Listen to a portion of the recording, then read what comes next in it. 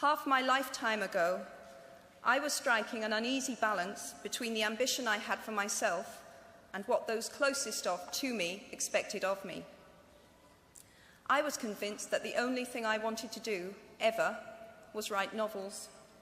However, my parents, both of whom came from impoverished backgrounds and neither of whom had been to college, took the view that my overactive imagination was an amusing personal quirk that would never pay a mortgage or secure a pension.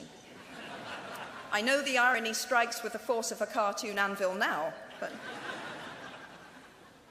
So they hoped that I would take a vocational degree. I wanted to study English literature. A compromise was reached that in retrospect satisfied nobody, and I went up to study modern languages. Hardly had my parents' car rounded the corner at the end of the road than I ditched German and scuttled off down the classics corridor. I cannot remember telling my parents that I was studying classics. They might well have found out for the first time on graduation day. Of all the subjects on this planet, I think they would have been hard put to name one less useful than Greek mythology when it came to securing the keys to an executive bathroom.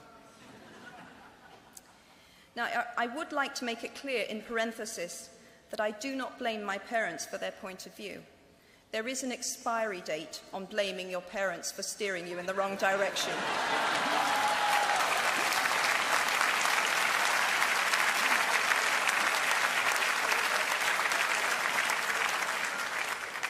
The moment you are old enough to take the wheel, responsibility lies with you. What is more, I cannot criticize my parents for hoping that I would never experience poverty. They had been poor themselves, and I have since been poor. And I quite agree with them that it is not an ennobling experience. Poverty entails fear and stress, and sometimes depression. It means 1,000 petty humiliations and hardships.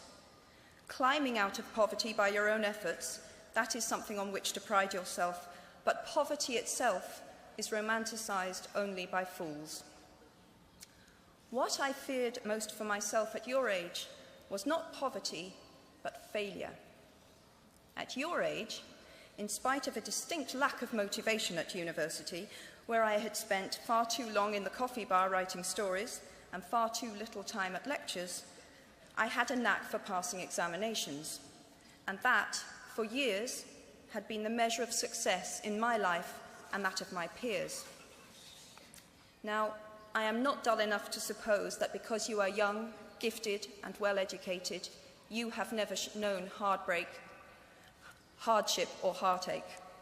Talent and intelligence never yet inoculated anyone against the caprice of the fates, and I do not for a moment suppose that everyone here has enjoyed an existence of unruffled privilege and contentment. However, the fact that you are graduating from Harvard suggests that you are not very well acquainted with failure. You might be driven by a fear of failure quite as much as a desire for success. Indeed, your conception of failure might not be too far removed from the average person's idea of success. So high have you already flown. Ultimately, we all have to decide for ourselves what constitutes failure. But the world is quite eager to give you a set of criteria if you let it. So I think it fair to say that by any conventional measure, a mere 7 years after my graduation day, I had failed on an epic scale. An exceptionally short-lived marriage had imploded, and I was jobless, a lone parent, and as poor as it is possible to be in modern Britain without being homeless. The fears that my parents had had for me and that I had had for myself had both come to pass. And by every usual standard, I was the biggest failure I knew. Now, I'm not going to stand here and tell you that failure is fun. That period of my life was a dark one, and I had no idea that there was going to be what the press has since represented as a kind of fairy tale resolution. I had no idea then how far the tunnel extended, and for a long time, any light at the end of it was a hope rather than a reality. So why do I talk about the benefits of failure? Simply because failure meant a stripping away of the inessential. I stopped pretending to myself that I was anything other than what I was, and began to direct all my energy into finishing the only work that mattered to me. Had I really succeeded at anything else, I might never have found the determination to succeed in the one arena where I believed I truly belonged. I was set free because my greatest fear had been realized, and I was still alive, and I still had a daughter whom I adored, and I had an old typewriter and a big idea. And so rock bottom became the solid foundation on which I rebuilt my life. You might never fail on the scale I did, but some failure in life is inevitable. It is impossible to live without failing at something, unless you live so cautiously that you might as well not have lived at all, in which case you fail by default. Failure gave me an inner security that I had never attained by passing examinations. Failure taught me things about myself that I could have learned no other way. I discovered that I had a strong will and more discipline than I had suspected. I also found out that I had friends whose value was truly above the price of rubies. The knowledge that you have emerged wiser and stronger from setbacks means that you are, ever after, secure in your ability to survive. You will never truly know yourself or the strength of your relationships until both have been tested by adversity. Such knowledge is a true gift, for all that it is painfully won, and it has been worth more than any qualification I ever earned. So given a time turner, I would tell my 21-year-old self that personal happiness lies in knowing that life is not a checklist of acquisition or achievement. Your qualifications, your CV, are not your life, though you will meet many people of my age and older who confuse the two. Life is difficult and complicated and beyond anyone's total control, and the humility to know that will enable you to survive its vicissitudes. Now, you might think that I chose my second theme, the importance of imagination, because of the part it played in rebuilding my life, but that is not wholly so. Though I personally will defend the value of bedtime stories to my last gasp, I have learnt to value imagination in a much broader sense. Imagination is not only the uniquely human capacity to envision that which is not, and therefore the fount of all invention and innovation. In its arguably most transformative and revelatory capacity, it is the power that enables us to empathize with humans whose experiences we have never shared. One of the greatest formative experiences of my life preceded Harry Potter, though it informed much of what I subsequently wrote in those books. This revelation came in the form of one of my earliest day jobs. Though I was sloping off to write stories during my lunch hours, I paid the rent in my early 20s by working at the African Research Department of Amnesty International's headquarters in London. There in my little office, I read hastily scribbled letters smuggled out of totalitarian regimes by men and women who were risking imprisonment to inform the outside world of what was happening to them. I saw photographs of those who had disappeared without trace, sent to Amnesty by their desperate families and friends. I read the testimony of torture victims and saw pictures of their injuries. I opened handwritten, eyewitness accounts of summary trials and executions, of kidnappings and rapes. Many of my co-workers were ex-political prisoners, people who had been displaced from their homes or fled into exile because they had the temerity to speak against their governments. Visitors to our offices included those who had come to give information or to try and find out what had happened to those they had left behind. I shall never forget the African torture victim, a young man no older than I was at the time, who had become mentally ill after all he had endured in his homeland. He trembled uncontrollably as he spoke into a video camera about the brutality inflicted upon him. He was a foot taller than I was and seemed as fragile as a child. I was given the job of escorting him back to the underground station afterwards, and this man, whose life had been shattered by cruelty, took my hand with exquisite courtesy and wished me future happiness.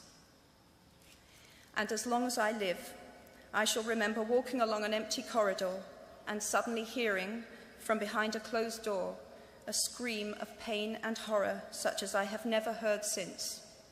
The door opened, and the researcher poked out her head and told me to run and make a hot drink for the young man sitting with her. She had just had to give him the news that in retaliation for his outspokenness against his country's regime, his mother had been seized and executed. Every day of my working week in my early 20s, I was reminded how incredibly fortunate I was to live in a country with a democratically elected government where legal representation and a public trial were the rights of everyone. Every day, I saw more evidence about the evils humankind will inflict on their fellow humans to gain or maintain power. I began to have nightmares, literal nightmares, about some of the things I saw, heard, and read. And yet, I also learned more about human goodness at Amnesty International than I had ever known before. Amnesty mobilizes thousands of people who have never been tortured or imprisoned for their beliefs to act on behalf of those who have. The power of human empathy leading to collective action saves lives and frees prisoners. Ordinary people whose personal well-being and security are assured join together in huge numbers to save people they do not know and will never meet.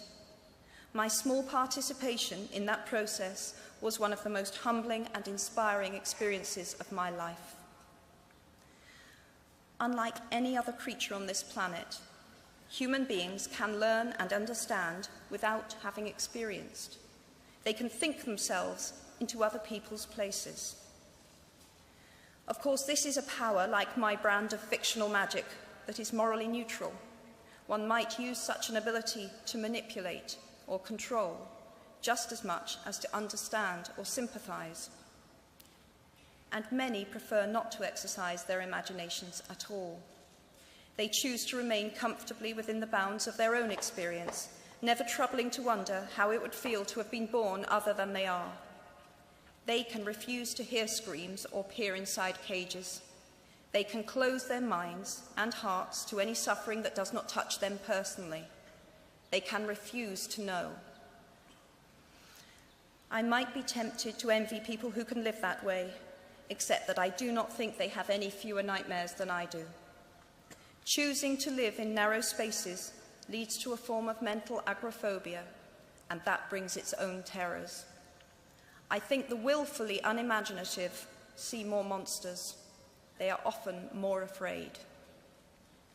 What is more, those who choose not to empathize enable real monsters, for without ever committing an act of outright evil ourselves, we collude with it through our own apathy.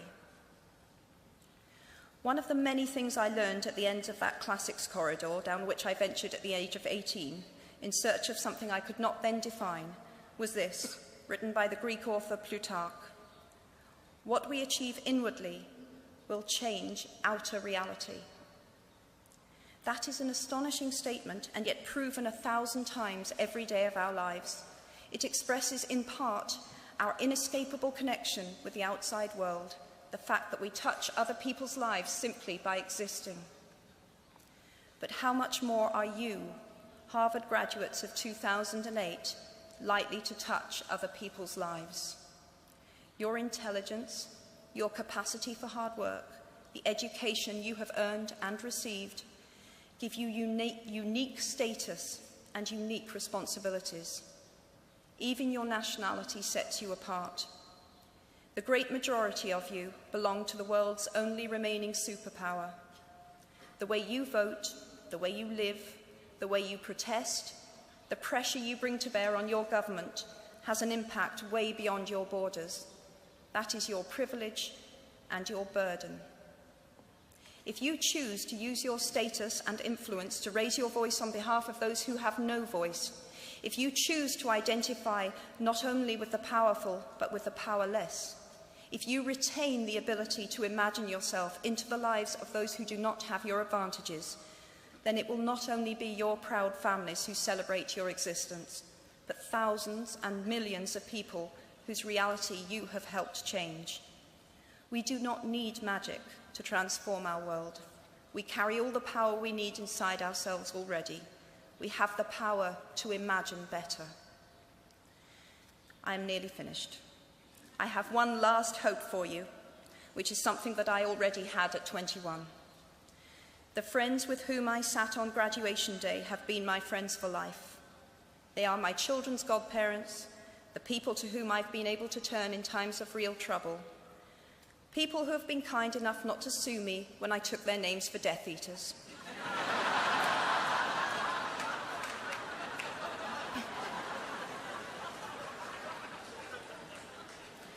At our graduation, we were bound by enormous affection, by our shared experience of a time that could never come again, and of course, by the knowledge that we held certain photographic evidence that would be exceptionally valuable if any of us ran for Prime Minister. So today, I wish you nothing better than similar friendships.